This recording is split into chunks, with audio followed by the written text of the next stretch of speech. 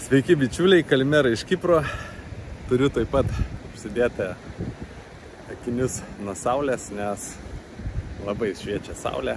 Sveikinuosi su jumis iš Kipro, iš vietovės, kuri vadinasi Coral Bay. Čia turim tokį gražų išstrigusį laivą. Už nugaros fantastiška kavinė Onyro. Ir apie tą užstrigusį laivą, tai ir šiandien gaunu daug laiškų, žinučių, paklausimų, kaip aš išlipau iš savo duobės. Kas skaitėt mano knygą 500 dienų su Saudo Arabijos princu, žinot, į kokią gilią finansinę duobę buvau įkritęs. Ir praradau ir namus, ir santaupas, ir dar likau su keliais šimtatūkstantinėm skolom. Ir pirmas dalykas, aišku, tam reikia plano, strategijos, tam reikia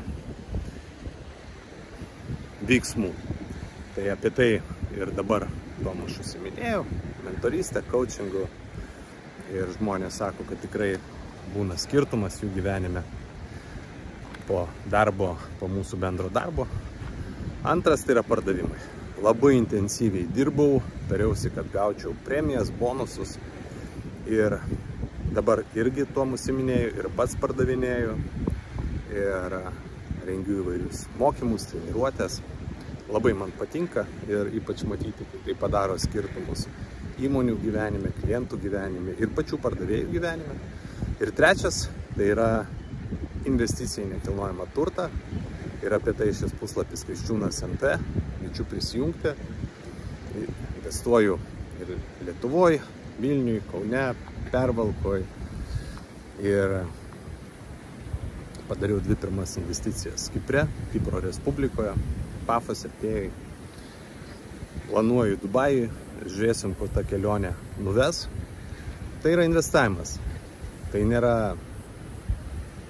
nekilnojamo turto agento darbas, tai yra investavimas, kad taip aš didinu savo pajamas ir taip žmonės, kiekvienas iš jūsų, jūs galit taip pat dalyvauti, didinti savo pajamas ir gyventi įdomų, pilną gyvenimą. Prisijunk, Kriščiūnas NT, keliausim kartu.